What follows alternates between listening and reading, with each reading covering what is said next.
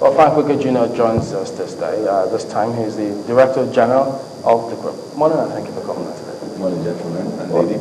I did, initially Mark did ask Mr. Phillips, this is just going to be about talk. But we know that, yes, the essence of this talk is to galvanize all sorts of actions. But what kind of yardsticks, what kind of nudging do you think this would do to get us acting? Well, maybe we should start with the focus of the it's the 19th Nigerian Economic Summit, the 19th in the 20-year history of the NESG. So it's very significant. It's also the first summit that will be focused on a specific sector of the Nigerian economy, which is agriculture. The previous ones have been about policies? Mostly general in nature policies, general policies, general in nature kind of things. But this time around, we are focusing on a specific sector. And the choice of agriculture was very, very deliberate, very strategic, because we think that it holds the greatest promise for the diversification of Nigeria's economy. And that is why we're focusing on the theme, building agriculture as a business to diversify Nigeria's economy. As a business? Yes. I know that people are into business for return on investment. Absolutely. I know that maybe this group would have considered, because we got a tweet from Sani saying, this is capital intensive. Yes. How does the group intend to focus on this part? That is one of the very important aspects. It's going to be one of the very important sessions at this summit later this afternoon. And you have the major players in the financial services sector. You have also major players from outside of this country. You have the president of the African Development Bank Group. He's going to be here joining us as well this morning. And because we do realize from experience that people have had considerable difficulties in accessing credit. People have had considerable difficulties in accessing equipment. People have had considerable difficulties even accessing markets. Okay, even when you've produced it, you want to be able to take it to the market and things. Storage of that kind of storage. There's issues with storage. There's issues with evacuation. So all of these issues are going to be discussed at various sessions over the next 3 days. Okay, because today, if you're looking at an economy, you must be able to look at, the linkage, the full linkages within that economy. And so you cannot talk about farming or agricultural production without talking about its evacuation, without talking about its processing, without talking about its storage, without talking about I want to keep farmers, producing and things like that. So we have a full program which is going to look at the entire, cycle, the entire value chain of agriculture. That's huge. If I may put that way. Sorry? That's huge. No, that's huge. And then people must not look at this as a one-time conversation. It must not be looked at as a one-time conversation. It's going to be something that will continue. Okay? But one thing that we're determined to do with this summit is to really put agriculture front and center stage, as to borrow that cliche, to really put it out there. And I'm going to say something a little provocative. It is not the business of government. Yes, from a policy perspective, from the perspective of trying to, put in place a conducive environment, as we like to say. But in terms of taking agricultural endeavor forward, in terms of investments, in terms of development, we believe that it is the citizens, it is entrepreneurs, it is the commercial farmers, it is, everyone all hands need to be on deck. That is part of what we're trying to achieve with this summit. If you look at the nature of this economy, the fact that 90% of our revenue comes from oil, it's dangerous. It makes the economy it makes our country really vulnerable. Okay? If you look at the size of our population, the fact that we import a whole lot of food, estimates ranging from $5 billion to $10 billion every year. Estimates that suggest, for instance, that for every dollar you earn as a country, you spend 60 cents on food import. These are dangerous.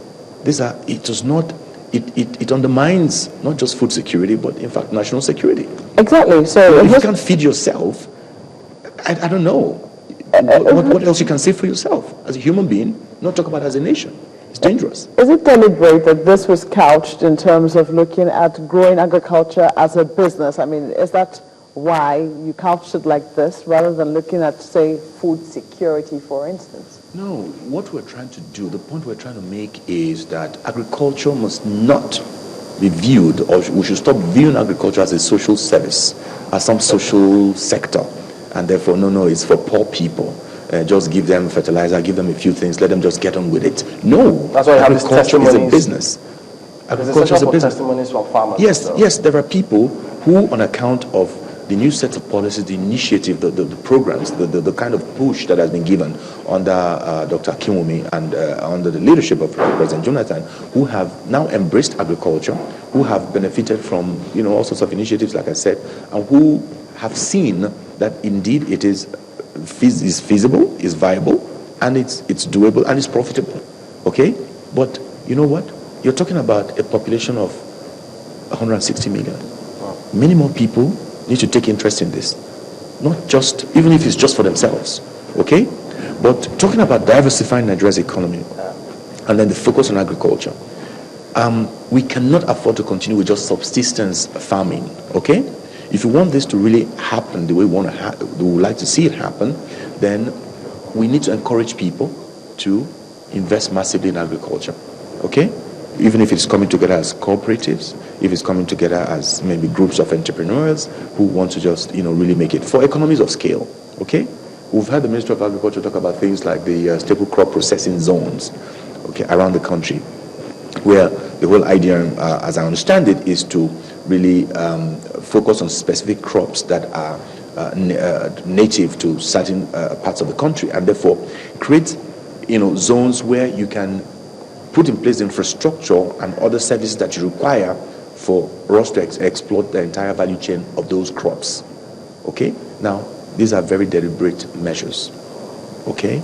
And we think that these things need to be supported, these things need to be sustained over a period in order for us to realize the full benefits of the entire I'm just thinking, on a lighter note, do you think my boss would have made a mistake to allow me to attend this summit? Will I be tempted to say, well, I think I'm done with this tie, let me try agriculture, if I listen to the summit from start to finish? That's one of the objectives. And now that you've said it, I'm going to make sure it happens. But talking more seriously, because... Who said that wasn't serious? There's a lot of money there. Gentlemen, I tell you, right, there's a session. That's why the word is more seriously.